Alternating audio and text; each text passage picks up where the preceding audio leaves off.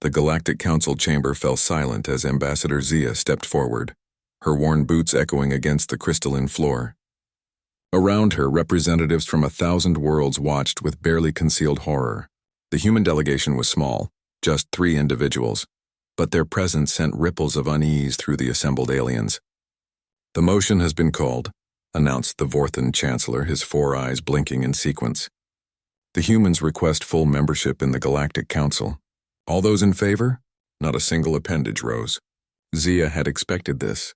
For 3 centuries, humanity had been quarantined to their little corner of the galaxy, branded as a developing species, and kept ignorant of the greater cosmic community. What they didn't know was that this quarantine wasn't for their protection, it was for everyone else's. Anna, the youngest member of their delegation, shifted nervously beside her.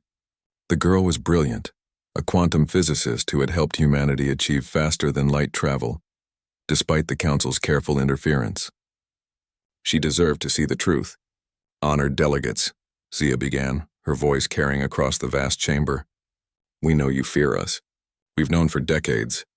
A collective intake of breath rippled through the assembly. The Catherian representatives' tentacles writhed anxiously, while the silicon-based Zarathi began emanating distress frequencies. "You see," Zia continued, "humans have one peculiar trait that sets us apart from every other sentient species in this galaxy. We don't just adapt to our environment, we remake it entirely to suit our needs." The Chancellor's translator struggled with the concept. "Remake, you mean terraform?" "No," Anna spoke up, her young voice surprisingly steady. "She means something far more fundamental. We change the laws of physics themselves." The chamber erupted in alarmed chittering, clicks, and harmonics. The Galactic Council had spent millennia carefully maintaining the universal constants that governed reality.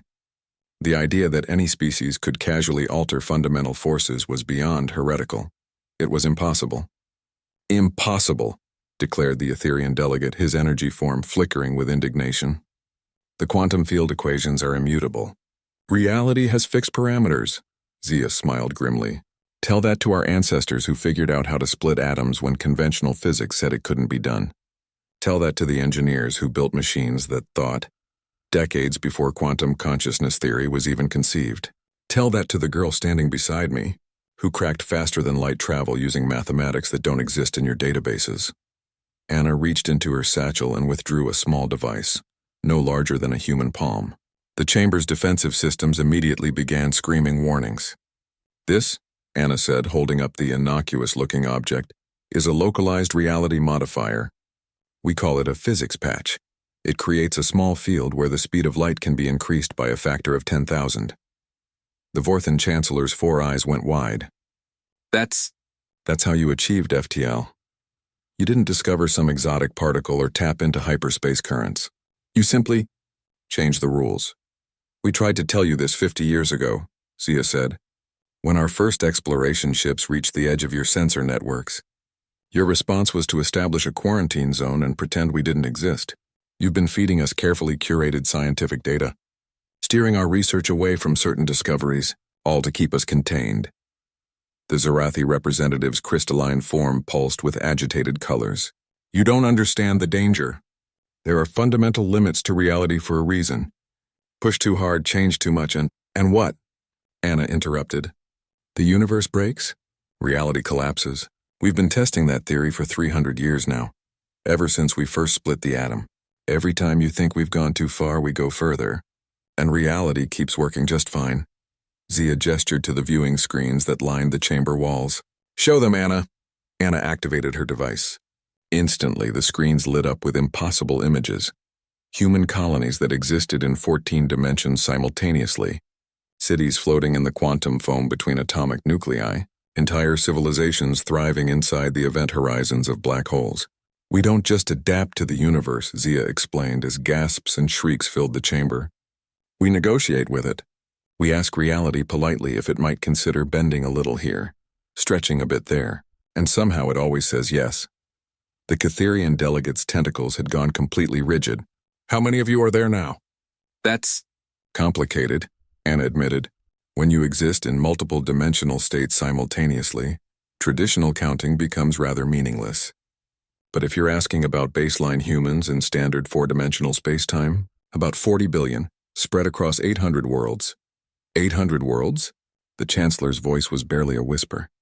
But our sensors show only 12 human colonies. Well, Zia said cheerfully, most of them exist in parallel dimensions. We found it was more efficient than terraforming. Just slip into a reality where the planet was already perfect for human habitation. No muss, no fuss. The chamber had gone dead silent. Even the translation matrices seemed to have given up trying to process what they were hearing. You want to know why you established that one rule? Zia asked. Why the universe supposedly whispered, "Don't wake the humans into your collective unconscious." It's because on some deep level you all understood the truth.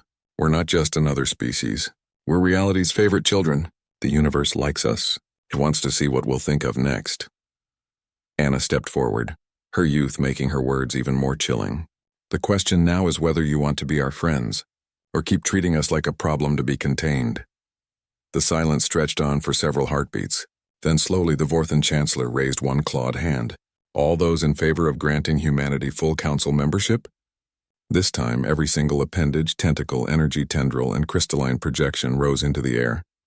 As they say, if you can't beat them, and you definitely can't when they can rewrite physics on a whim, you might as well join them.